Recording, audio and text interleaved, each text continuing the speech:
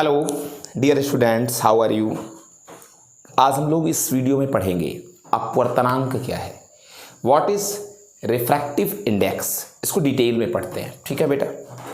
देखें, जो हम लोगों ने पहले इसके अब तक पढ़ा, प्रीवियस डिस्कशन जो भी हम लोग करा बेटा, हम लोगों ने उसमें क्या देखा कि जब लाइट रे, कोई प्रकाश किरण किसी एक पारदर्शी माध्यम से दूसरे पारदर्शी माध्यम में तिरछे इंटर करती है, तो वो अपने पाथ से विचलित हो जाती है, अपने पथ से विचलित हो जाती है। थीटा डेविएशन हो गया, ये इसका इनिशियल पाथ था, वो इधर डेविएट हो गई। अब बिग क्वेश्चन क्या है कि फर्स्ट मीडियम से सेकंड मीडियम में जाने पर वो सेकंड मीडियम में इधर आ गई, विचलित हो गई, डेविएट हो गई। अब प्रश्न ये है कि कितना डेविएशन हुआ, ये अमाउंट कितना है इस विचलन का, कितना विचलित हो गई। ये अमाउंट जो डेविएशन है, थीटा जो इधर खिसक आई, इसी को हम अपवर्तनांक के शब्दों में व्यक्त करते हैं। इसी विचलन को, कितना विचलन हुआ, इसको हम अपवर्तनांक के रूप में व्यक्त करते हैं। एक ऐसी भौतिक राशि है अपवर्तनांक जो इस चीज को स्पष्ट करती है कि प्रकाश अगर एक पारदर्शी माध्यम से दूसरे पारदर्शी माध्यम में जाए तो अपने पथ से कितना विचलित हो जाएगी। एक्चुअली कहते कैसे हैं, इसको परिभाषा क्या देते हैं, कह देते हैं कि जब प्रकाश किरण किसी एक प्रकाशिक माध्यम से दूसरे प्रकाशिक माध्यम में जाती है तो वह अपने मार्ग से विचलित हो जाती है। इस प्रकार प्रथम माध्यम में बने आपतन कोण की ज्या और दूसरे माध्यम में बने अपवर्तन कोण की ज्या के अनुपात को पहले माध्यम के सापेक्ष दूसरे माध्यम का अपवर्तनांक कहते हैं। असल में ये अपवर्तनांक n से दिखाते हैं। इस अपवर्तनांक को किससे दिखाते हैं, n से या म्यू से दिखाते हैं। एंड ये अपवर्तनांक है दूसरे मीडियम का। तुलना करते हैं इसके पहले माध्यम से, तो दूसरे माध्यम का है पहले माध्यम के सापेक्ष। सेकंड मीडियम का अपवर्तनांक है ये बेटा, ये जो अपवर्तनांक है ये सेकंड मीडियम का है। यहां 1 फर्स्ट मीडियम के दिखा रहा है, पहले माध्यम को,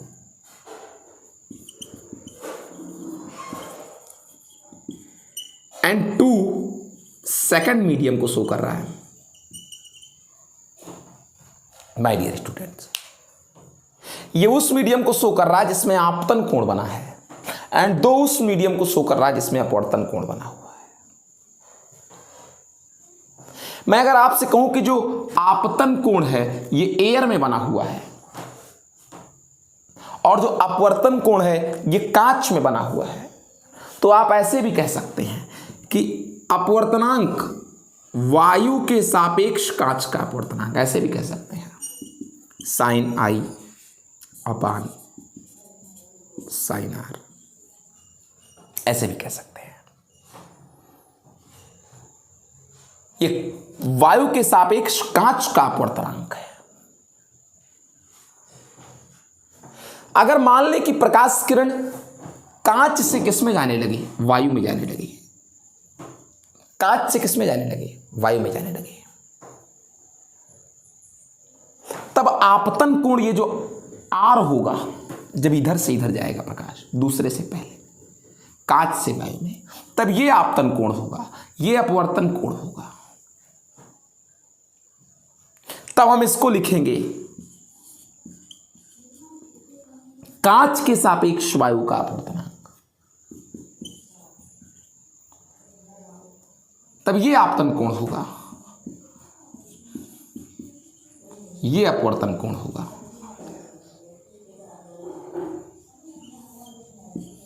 पढ़ेंगे इसको कांच के सापेक्ष वायु का अपवर्तनांक।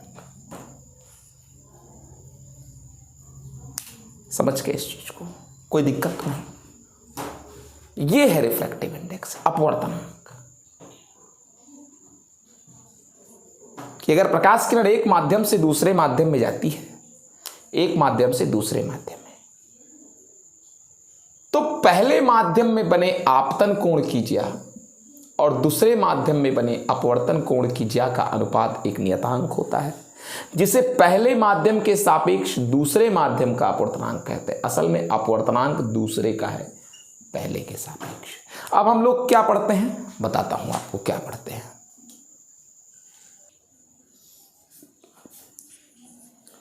प्रश्न ये है कि क्या अपवर्तनांक और प्रकाश की चाल में कोई संबंध है? समझने का प्रयास करें। अपवर्तनांक और प्रकाश की चाल का जो संबंध है वो क्या है? मैं आपको बताऊं बेटा कि लाइट की स्पीड, जो प्रकाश की चाल है, वो नियत होती है, लेकिन किसमें? निर्वात में। निर्वात में प्रकाश की चाल नियत होती है, चाहे प्रकाश किसी भी रंग का हो और प्रकाश की तरंगदैर्घ्य कुछ भी क्यों ना हो। आपको बताऊं, हमारे पास 7 कलर का प्रकाश है, दृश्य प्रकाश, जिसको हम देख सकते हैं, विबग्योर, जिसके कारण वस्तुओं को देख सकते हैं, विबग्योर। हम इंद्रधनुष वाला कलर है, 7 है, इसमें लैम्डा बढ़ता है तरंगदैर्घ्य। मैं बताऊं, निर्वात में इनमें से किसी भी रंग का प्रकाश ले लीजिए, तरंगदैर्घ्य कुछ भी हो, सबकी चाल 3 × 10⁸ मीटर पर सेकंड होती है। लेकिन एक बात है कि जब प्रकाश किरण निर्वात से किसी अन्य माध्यम में जाती है, अगर मान लीजिए कि ये निर्वात है, वैक्यूम, अगर यहां से प्रकाश किरण किसी अन्य माध्यम में जाती है, दूसरे माध्यम में, निर्वात से, निश्चित रूप से उसकी स्पीड कम हो जाएगी। आपको बता दूं, v2 is slowed down v1। किसी भी अदर माध्यम में उसकी चाल कम जरूर होगी, ये क्लियर है। कितना कम हो जाएगी चाल सर? कितना कम हो जाएगी उसकी स्पीड? ये 2 बातों पर डिपेंड करती है, 2 चीजों पर यह डिपेंड करती है कि चाल कितनी कम हो जाएगी। एक तो प्रकाशिक सघनता पर डिपेंड करती है,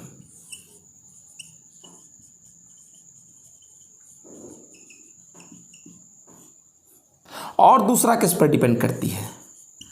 प्रकाश के रंग पर भी डिपेंड करती है। रंग कह लीजिए या तरंगदैर्घ्य कह लीजिए,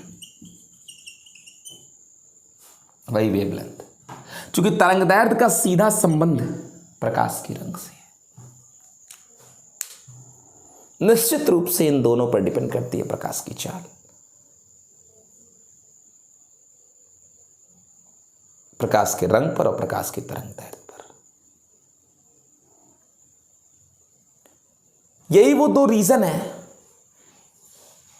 जो प्रकाश की चाल को कम कर देते हैं। और मैं आपको पहले ही बता चुका हूं कि प्रकाश में अपवर्तन का जो कारण है वो अंततः प्रकाश की चाल का परिवर्तित हो जाना है। प्रकाश की चाल का परिवर्तित हो जाना ही प्रकाश में अपवर्तन का कारण है। जब प्रकाश एक माध्यम से दूसरे माध्यम में असल में जा रहा है, यहां से यहां, असल में इस माध्यम में उसकी तरंगदैर्घ्य बदल जाती है, जितनी पहले थी उतनी दूसरे में नहीं।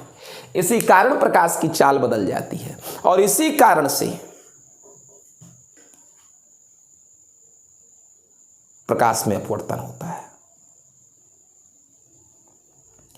प्रायोगिक तौर पर यह चीज प्रूफ हुआ है, प्रायोगिक तौर पर यह चीज प्रूफ हुआ है कि ये मान लीजिए कोई अदर माध्यम है, किसी भी माध्यम का अपवर्तनांक,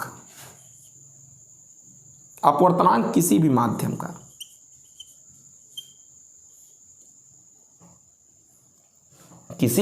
का अपवर्तनांक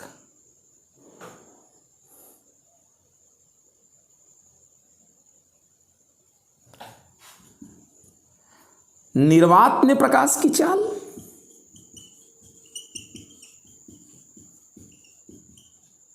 और उस माध्यम में प्रकाश की चाल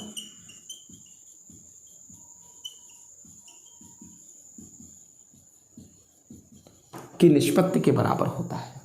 यह प्रूफ है और हाइगन्स ने इसको थ्योरेटिकली भी प्रूफ किया कि किसी भी माध्यम में प्रकाश की चाल, निर्वात में प्रकाश की चाल और किसी भी अन्य माध्यम में प्रकाश की चाल, मान लेते हैं निर्वात में प्रकाश की चाल c है और अन्य माध्यम में प्रकाश की चाल b है।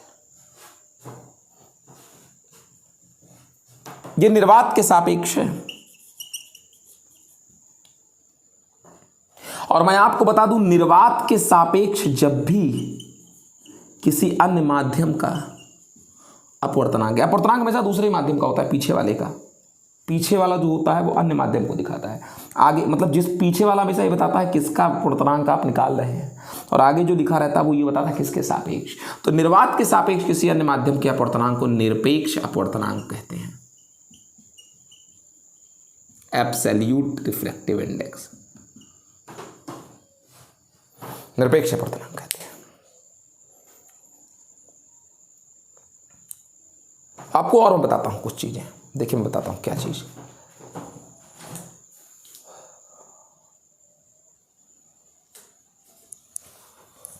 बताता हूं आपको क्या चीज। अपवर्तनांक और तरंगदैर्घ्य में क्या संबंध है, the relation between n and lambda. मैं आपसे एक चीज कहना चाहता हूं, आपको ये पता है चाल बराबर, 9th में पढ़ा था, आवृत्ति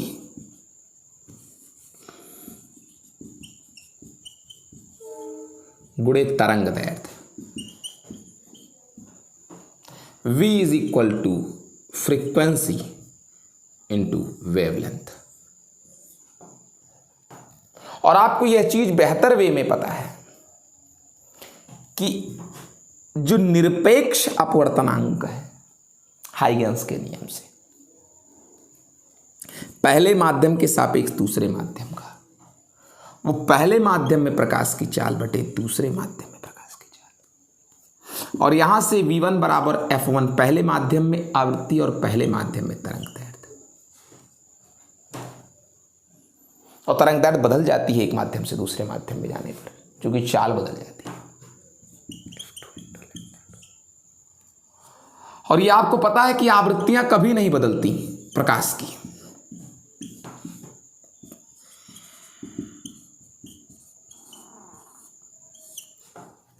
अगर आपका पहला माध्यम निर्वात है और दूसरा माध्यम कोई भी अन्य माध्यम है, तो फिर निर्वात के सापेक्ष किसी अन्य माध्यम का अपवर्तनांक निर्वात में तरंगदैर्घ्य बटे अन्य माध्यम में तरंगदैर्घ्य की निष्पत्ति के बराबर होगा।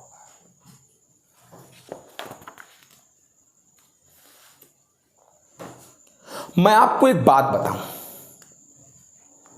यह पाया गया है कि जब प्रकाश किरण वायु से निर्वात से वायु में जाती है, अगर मैं मान लूं कि ये निर्वात है और यहां से वायु में जा रही है प्रकाश किरण,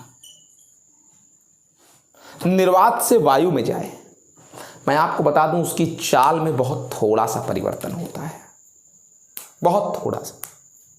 अगर प्रकाश किरण जैसे निर्वात से किस में जाए, वायु में जाए, तो प्रकाश की चाल में बहुत थोड़ा सा परिवर्तन होता है, ना के बराबर परिवर्तन होता है, कहें तो कोई परिवर्तन होता ही नहीं।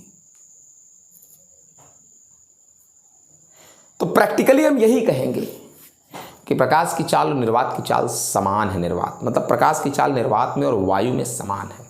अलग अलग कहने बहुत थोड़ा सा, बहुत ही थोड़ा, स्लाइटली चेंज। तो जितनी चाल प्रकाश की निर्वात में है उतनी ही चाल प्रकाश की वायु में भी है, सेम है। तो अगर हम कहें कि आपको निरपेक्ष अपवर्तनांक निकालना ही है,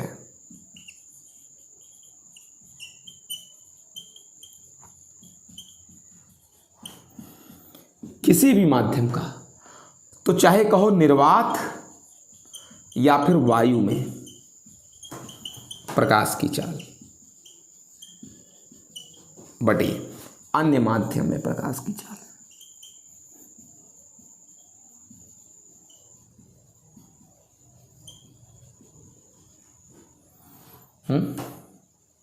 अब पूरी दुनिया जानती है कि निरपेक्ष अपवर्तनांक होगा तो अन्य माध्यम का ही, निर्वात के क्या सापेक्ष।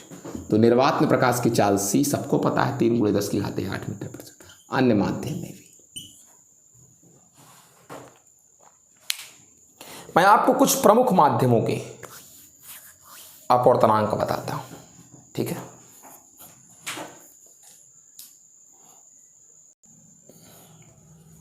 आइए देखते हैं कुछ प्रमुख प्रकाशिक माध्यम और उनके अपवर्तनांक। हीरा सबसे सघन माध्यम है और इसका अपवर्तनांक सबसे ज़्यादा होता है, सबसे अधिक प्रकाश को यही विश्लेषित करता है, 2.42। हीरे के बाद कोई और चीज़ है, मुझे हिंदी नाम नहीं पता, आप लोग गूगल कर लीजिएगा।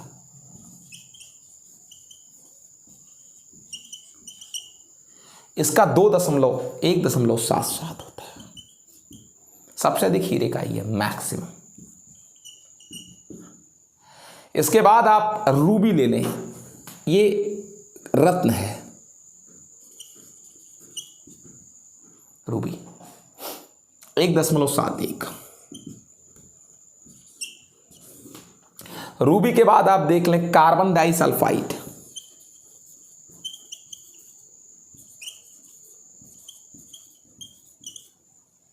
कार्बन डाइसल्फाइड, इसका कितना होता है, 1.65।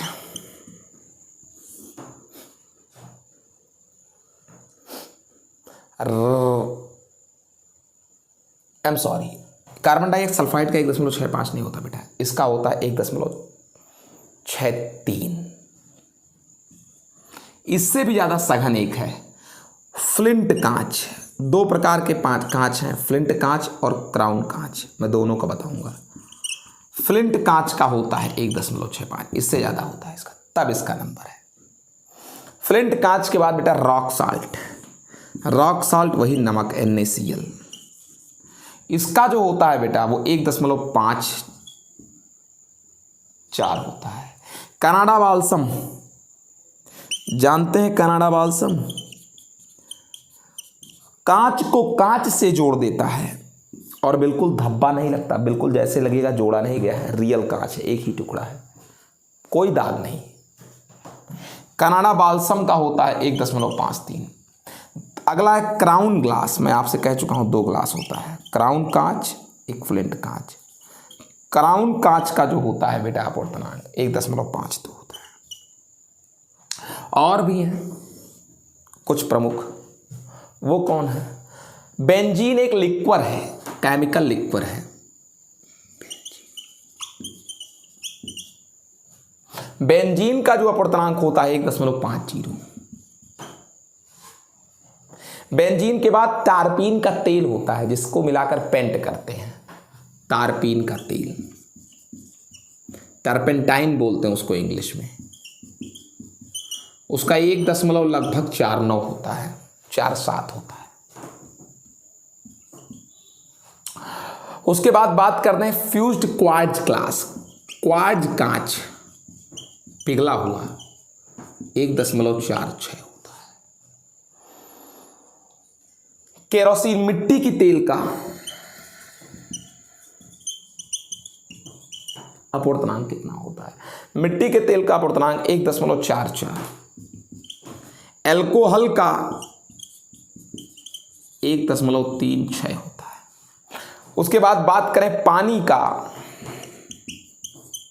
1.33। उसके बाद बात करें बर्फ का 1.31 और वायु का बात करें तो एकदम निर्वात के बराबर होता है। निर्वात का 1 कितना होता है, 1 होता है। निर्वात का 1 होता है और बाकी ये वायु का, और वायु निर्वात का लगभग समान है, कोई अंतर नहीं। कुछ और भी बातें आपसे कर लें। अगर मान लीजिए कि 2 ऑप्टिकल मीडियम है, पहला और दूसरा, इन दोनों में से ना तो कोई निर्वात है और ना तो कोई वायु है, और प्रकाश किरण अगर P से Q में जाती है, अगर प्रकाश किरण P से Q में जाती है तो अगर आपसे कहा जाए ये P है ये Q है, Q का अपवर्तनांक P के सापेक्ष, तो P में प्रकाश की चाल बटे Q में प्रकाश की चाल।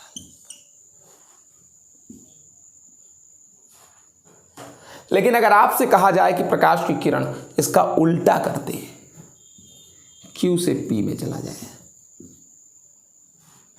तो P का अपवर्तनांक Q के सापेक्ष, तो पहले Q में प्रकाश की चाल फिर P में प्रकाश की चाल होगी। जिसका पहले उसका ऊपर, जिसका पीछे उसका नीचे।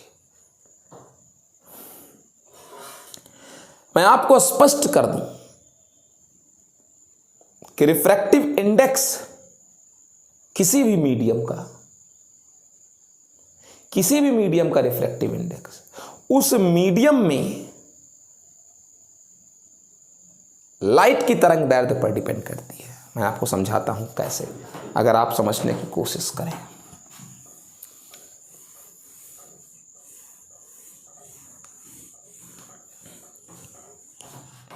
अगर आप समझने की कोशिश करें 1n2 वास्तव में दूसरे माध्यम का अपवर्तनांक है पहले माध्यम के सापेक्ष, sin I upon sin R बराबर V1 अपान V2, लैम्डा 1 अपान लैम्डा 2। अगर ये पहला माध्यम है और ये दूसरा माध्यम है, इसमें तरंग दैर्ध्य ना, इसमें तो अपवर्तनांक तो इसी का है। ये जो 1n2 है असल में ये है तो दूसरे का ही। अगर पहले को हम मान लें कि निर्वात है तो है तो ये दूसरे का अपवर्तनांक, और निर्वात में ये फिक्स है तरंग दैर्ध्य, तो ये डिपेंड किस पर कर रहा है, दूसरे माध्यम के ही तरंग दैर्ध्य पर डिपेंड कर रहा है। तो यह स्पष्ट है कि अपवर्तनांक तरंग दैर्ध्य पर ही डिपेंड करता है। अगर तरंग दैर्ध्य कम होगा तो अपवर्तनांक क्या होगा, ज्यादा होगा, तो रिफ्रैक्शन भी ज्यादा होगा। मैं सब बातें इसी दूसरे माध्यम की कर रहा हूं। अगर इसमें तरंग दैर्ध्य कम होगा तो पक्की बात है अपवर्तनांक इसमें ज्यादा होगा, तो इसमें विचलन भी क्या होगा, ज्यादा होगा, अधिक अपवर्तन होगा। मैं आपको स्पष्ट समझा दूं, ये जो हमारा विबग्योर आप जानते हैं ना, ये तरंग दैर्ध्य का बढ़ता क्रम है।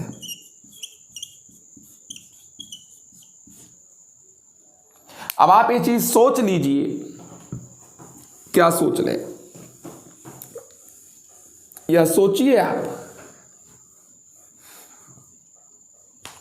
बड़ी गर्मी है, बहुत गर्मी है,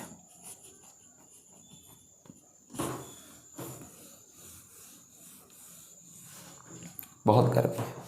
अगर आप ये सोचते हैं बेटा कि ये तरंग दैर्ध्य का बढ़ता क्रम है, तो रेड कलर का तरंग दैर्ध्य सबसे क्या होगा, ज्यादा होगा। और कितना होगा, लगभग 720 से 640 नैनोमीटर। और अगर लैम्डा मैक्स है, अगर लैम्डा क्या है, मैक्स हो गया, तो अब पक्की बात है यन मिनिमम होगा सबसे कम। यानी लाल रंग के लिए प्रकाश का अपवर्तनांक सबसे कम है। और आप देखें तो बैगनी कलर का तरंग दैर्ध्य सबसे ये कम होगा, सबसे कम, बढ़ता क्रम है ना। लैम्डा मिनिमम है फॉर ब्लू, जहां तक 420 नैनोमीटर। अब अगर लैम्डा मिनिमम है तो पक्की बात है कि एन जो होगा वो मैक्सिमम होगा ब्लू कलर के लिए। सब लोग समझ गए हो? पक्का समझ गए होगे।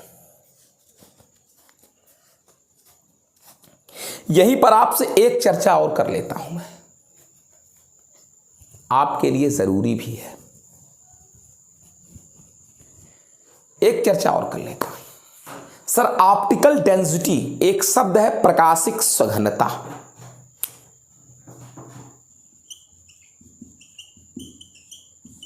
सघनता, इस प्रकाशिक सघनता शब्द के क्या मायने हो सकते हैं?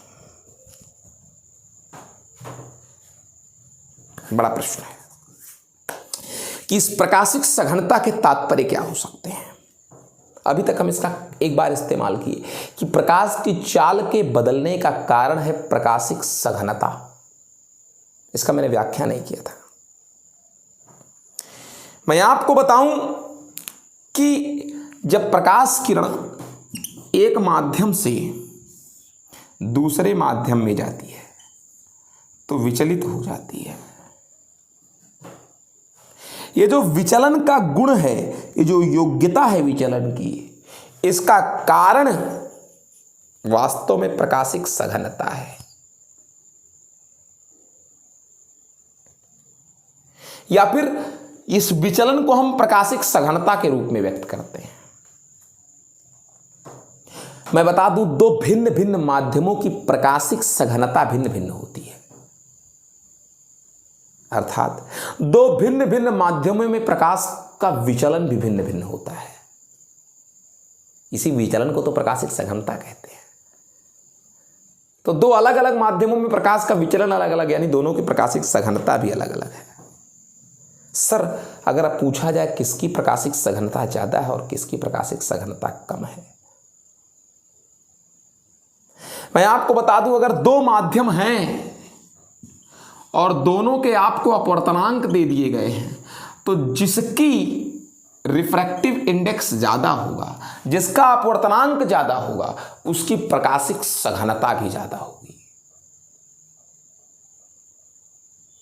जिसका अपवर्तनांक कम होगा, उसकी प्रकाशिक सघनता भी कम होगी।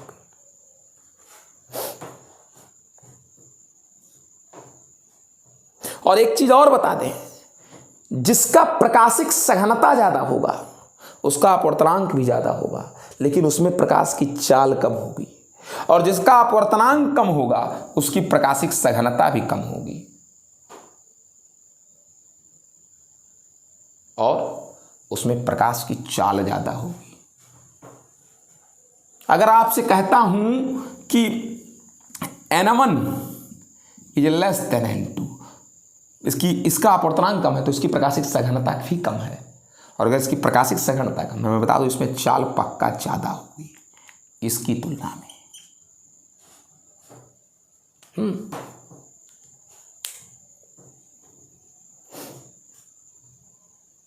और प्रकाशिक सघनता कहीं ना कहीं यही बताता है कि विचलन कहां ज्यादा होगा। जिसकी सघनता ज्यादा होगी, जिसका अपवर्तनांक ज्यादा होगा, और अपवर्तनांक विचलन ही बताता है, उसमें विचलन भी ज्यादा होगा। बहुत जाहिर सी बात है। ये पहला, ये दूसरा, ये N1 और ये N2, अगर इसका अपवर्तनांक ज्यादा है तो इसकी सघनता भी ज्यादा है। और अगर इसकी सघनता ज्यादा है, अपवर्तनांक ज्यादा है, तो इसमें विचलन भी ज्यादा होगा। इसमें विचलन ज्यादा होगा अगर इसकी सघनता ज्यादा है। और अगर इसका विचलन ज्यादा है तो इसमें R कम होगा। और जिसका R कम होगा, पक्की बात है, उसका साइन R भी क्या होगा? कम होगा। और जिसका साइन R कम होगा, उसका यकीन मान लीजिए, ये है तो दूसरे माध्यम का ही अपवर्तनांक, उसका अपवर्तनांक, जिसका साइन R कम, उसका अपवर्तनांक क्या होगा बेटा? ज्यादा होगा। तो एक तरीके से प्रकाशिक सघनता कहीं ना कहीं अपवर्तनांक को व्यक्त करती है, एक संबंध बताती है। प्रकाशिक सघनता ज्यादा है तो अपवर्तनांक भी ज़्यादा होगा। देख तो लिया आपने। एक दो शब्द और है सर, बार बार आप कहते हैं प्रकाशिक सघनता, प्रकाशिक सघनता। हाँ, इसकी सघनता, मैं कहता हूं किसी माध्यम की प्रकाशिक सघनता कम है जिसका अपवर्तनांक कम है, जिसका अपवर्तनांक ज्यादा है उसकी प्रकाशिक सघनता ज्यादा है। जी हाँ, मैं आपको बताऊं कि अगर दो माध्यमों में इसका अपवर्तनांक ज्यादा, इसका अपवर्तनांक कम, तो कहेंगे इसकी प्रकाशिक सघनता भी ज्यादा और इसकी प्रकाशिक सघनता कम। जिसकी प्रकाशिक सघनता कम है, अगर इसकी प्रकाशिक सघनता कम है तो हम इसे विरल माध्यम कह सकते हैं, रेयर कह सकते हैं, और इसकी प्रकाशिक सघनता ज्यादा है तो इसको सघन कह सकते हैं। अगर दो माध्यमों में जिसका अपवर्तनांक ज्यादा होगा उसे हम सघन माध्यम, और जिसका अपवर्तनांक कम होगा उसके विरल माध्यम। यानी दो माध्यम दिए हों और दोनों में से हमको पता लगाना हो कि कौन सघन, कौन सघन है और कौन विरल है, तो असल में जिसकी प्रकाशिक सघनता ज्यादा होगी वो उसकी तुलना में सघन होगा जिसकी प्रकाशिक सघनता कम होगी। हम कम अपवर्तनांक वाले को, कम प्रकाशिक सघनता वाले को विरल माध्यम कहते हैं, सरल माध्यम कहते हैं। जिसका अपवर्तनांक कम वो विरल है, जिसका अपवर्तनांक ज्यादा वो सघन है। मैं आपको बता दूं, जो प्रकाशिक रूप से विरल है, जिसकी प्रकाशिक सघनता कम है, उसमें प्रकाश की चाल ज्यादा है।